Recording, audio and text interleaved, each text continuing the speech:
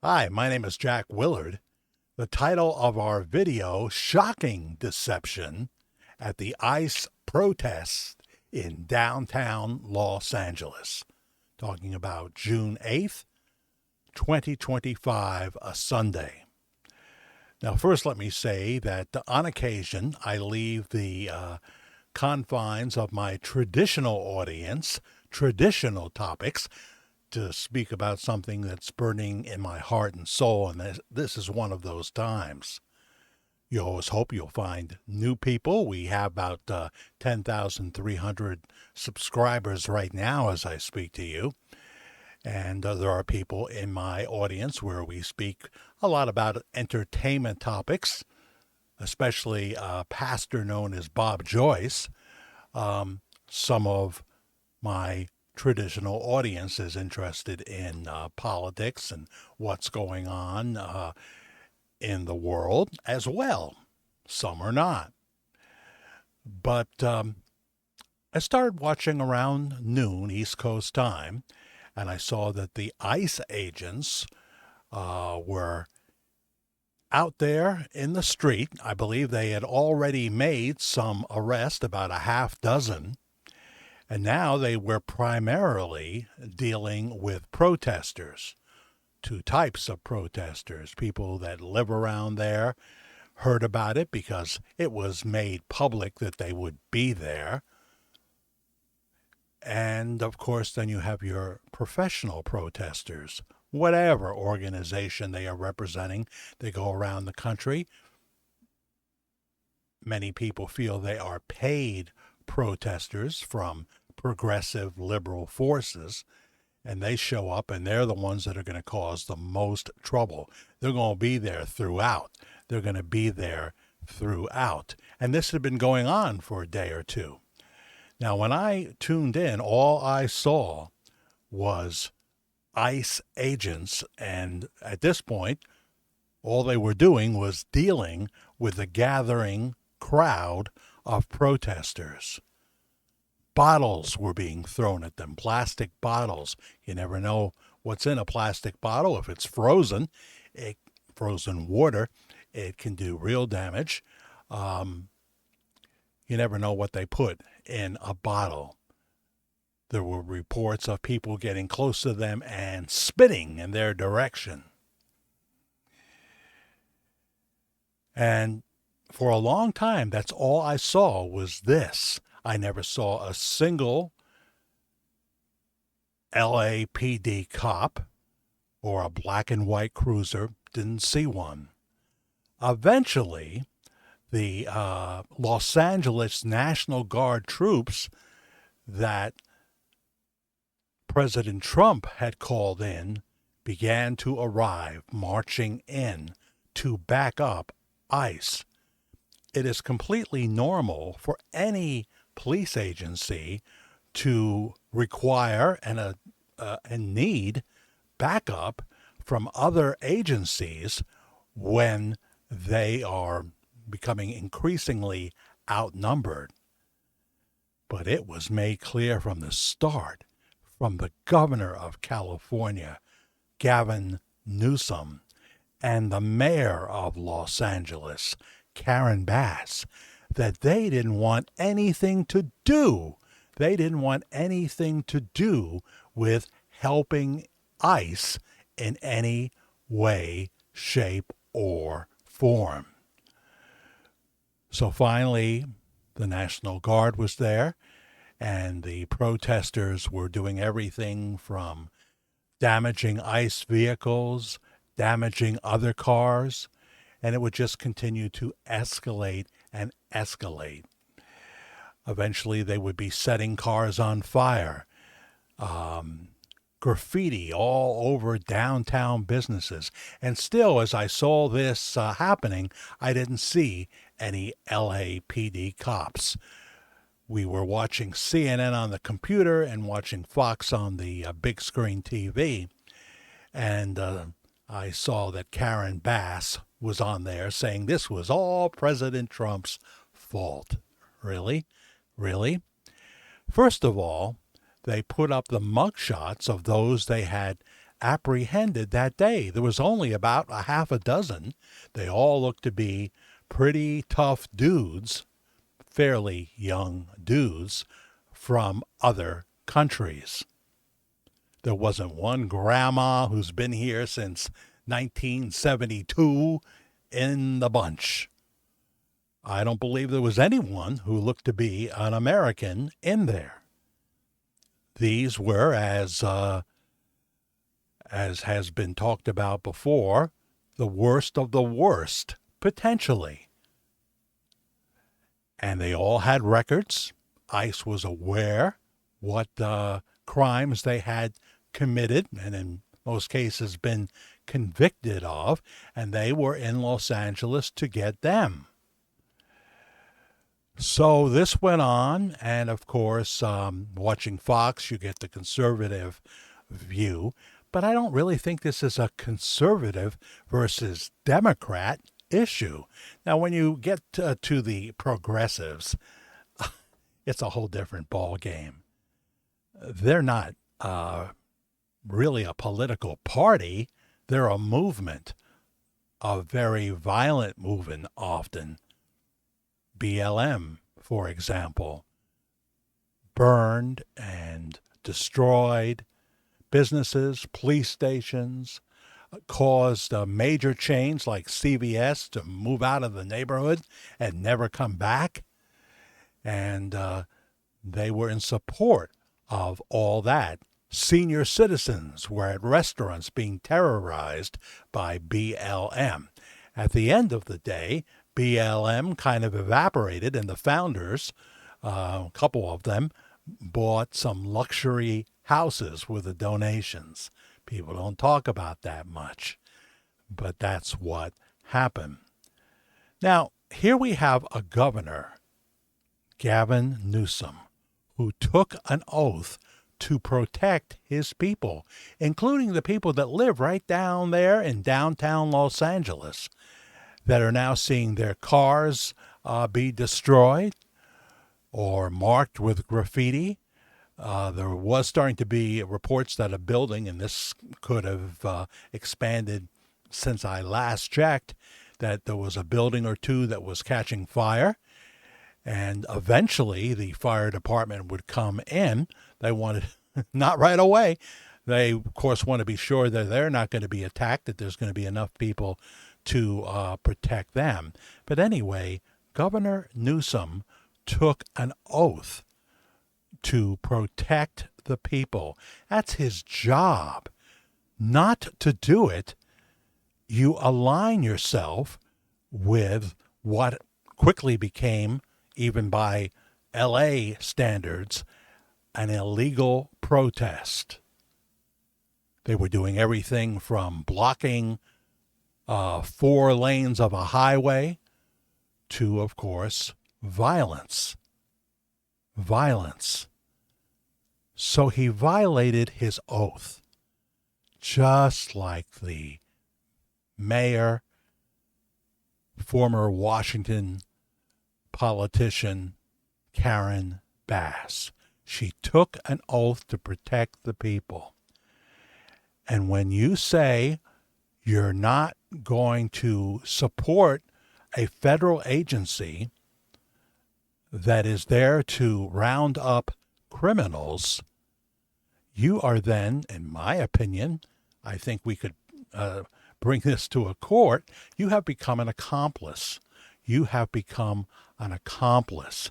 What your personal opinion is of whether ICE has the power to round people up that are in the country illegally is of no consequence. They know that there are many in the big cities, especially in the inner cities, that voted for them because they thought they would be a shield to an organization like ICE. These are just incredible times that we live in. Everybody is trying to deceive with their words, trying to tell a different story. Of course, the number one trick in their bag of magic tricks is to say it's all Trump's fault. No, he didn't act on Friday. He waited till he saw that ICE was being attacked increasingly and that the protests were increasingly becoming violent. That's when he sent in the troops. Now, eventually, well into my viewing time, maybe 3, 4 hours, I began to see black and white LAPD units. Now, let me tell you something about the LAPD. They wanted to come earlier. They were being told, obviously, they were being told not to. And now I see them out on the street. I'm beginning to see that because Karen Bass at this point, and I assume Governor Newsom, realizes that they are looking disgustingly foolish and that really they're complicit. All that damage, they're complicit in it because LAPD showed up so late. And to make it known to those that are in the country illegally that didn't come through a port of entry and apply for asylum, those that are in the country and we know they have committed serious crimes, it is perfectly reasonable that they are there rounding these criminals up and that they are being backed up by other agencies. When you get to the XYZ generation especially, and millennials too, you see a breed of brazen that I don't think I've ever seen. Oh, I know there were riots in the 60s, and thank God we changed course. We don't have Selma, Alabama, and the Ku Klux Klan marching in the street like they used to. There's always going to be a few crazies left. What we have though is progressives that are openly going after Jewish people, proclaiming that they should be killed, harassing them at colleges, harassing them in the street, killing them on occasion. Those are the progressives and the violent organizations that back up those who fund professional progressive organizations like Antifa. This is crazy. I never thought we'd see a time where Jewish students were being targeted, killed in some cases, in the United States of America, and people are defending that. They're defending that. You can not like the way Israel handled their response in Gaza, but the Jewish people that live there weren't over there. And you cannot forget what happened in Israel in October of 2023. Benjamin Netanyahu knew he had to respond, and he had to go after Hamas. Hamas uses regular citizens, like in a place like Gaza, as human shields. They put their weapons, their bombs, and what have you that they're storing in schools. Very, very difficult. Now, once they were able to get in with ground troops, I think myself they could have been a little more careful. But the atrocities that happened in Israel in October of 2023, just like the atrocities that have happened in the Ukraine, they were horrific. And if you don't wipe out Hamas, you realize they will just build up their forces and you'll have it happen again. Although I think the next time Israel will be better prepared, and the United States that should have known through our intelligence that there was a training camp just a few miles really from the Israeli border in right outside Israel. So we really have to see this for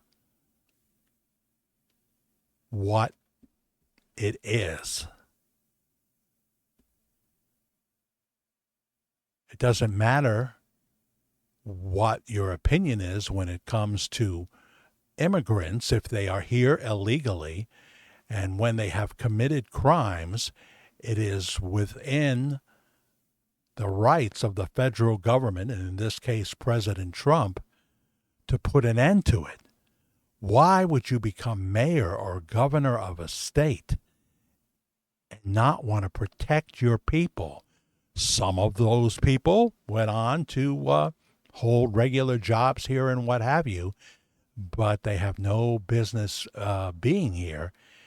And if they are going to be here and they committed crimes in America, at the very least, they need to do time for those crimes and then go back to their country of origin, like the Maryland family man who beat his wife and was really a full-time human trafficker. Here in 2025, and it's been happening for a few years now throughout the Biden 4 years, we don't care about women's rights anymore. Girls' rights in the locker room, on the field, on the sports field. We're willing to let their right of privacy and their right to compete fairly against someone of their own gender. We're willing to throw that all out. So what we have now with the Z generation, that probably in many cases, and there are many wonderful exceptions to this, what we have is a generation that weren't given any rules, weren't taught any values when they were growing up. The millennial parent that they had threw the rule book out, and so by 9 years old, they had a very rebellious, disrespectful child on their hands much of the time. So that's where we are right now, and I just wanted to say that the deception is overwhelming from these people who try to twist what reality is and turn it into something that will basically lead to the United States of America adapting the culture of another country, except without the dictator that was in their country, all the rules, that kind of thing. So it seems that we are living in the land of the insane right now. And President Trump, a flawed man, but he's doing the will of the people. He wants it stopped. My personal email is jackthefairguy@gmail.com. Jack the F-A-I-R guy@gmail.com. We do live streams, often Wednesday and Saturday nights at 10 p.m. East Coast time. We call it Worldwide Ramblings. I hope you'll be a part.